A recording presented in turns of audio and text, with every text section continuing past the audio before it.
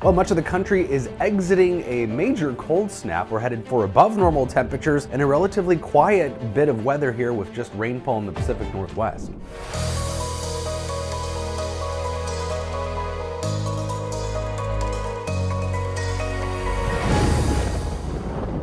So temperatures this week were cold across the central U.S. These are temperature anomalies averaged out through the week from southwestern Canada all the way down to the Gulf Coast, well below normal temperatures, really centered over the northern plains, Montana, the Dakotas into Nebraska. We're going to flip that script next week to almost completely the opposite, and in those same areas they're going to be way above normal in the northern plains with cooler conditions just in the southeast really.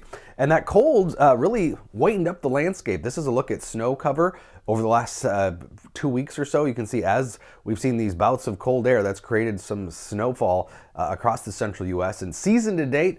Very interesting looking snowfall map. Parts of Louisiana and the Gulf Coast have more snow than northwestern Iowa, Illinois, and South Dakota. Very unusual. Of course, they had that record snowfall in the Gulf mid-January because of that first major cold snap of the winter. And winter to date, below normal temperatures for the east and the central U.S., really centered again on Montana and North Dakota. And I've circled that area because this is really the only area that would stand up to be below normal on a historical basis.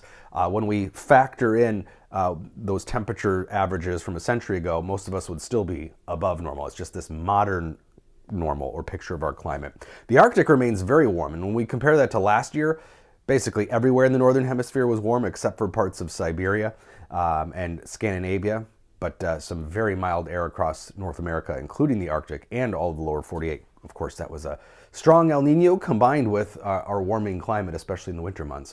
6 to 10 day outlook calls for warmer than normal temperatures now for the central and western U.S. and above normal precip potentially for some of the northern states here. We're going to have kind of an active pattern with minor disturbances next week that we'll be talking about here in a second. And the outlook for March looks very similar to maybe this pattern we've seen on and off the last several weeks, with cooler conditions in the northwest, milder conditions in the south, but maybe less of that cold signal that we've seen deeper into the plains.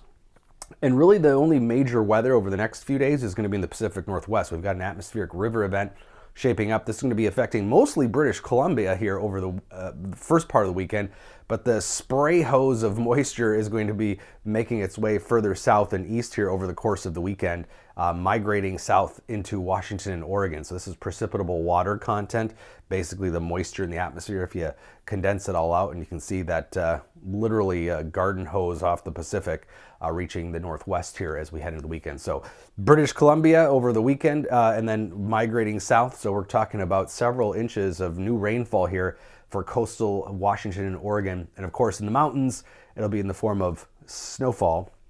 Lots of snowfall will be measured here in feet probably across the higher elevations of the Rockies there in Oregon into Washington state.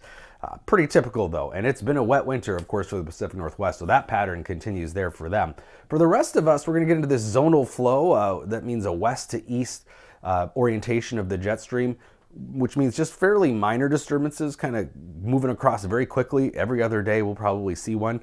A little moisture for the Gulf here on Sunday, and kind of a clipper system that'll move across the northern states right along the international border, and then another fairly minor one for the upper Midwest Tuesday into Wednesday, but all these producing relatively light precipitation amounts into next week. So we'll get a break from major storms and cold weather, flipping it actually to a milder stretch of weather next week.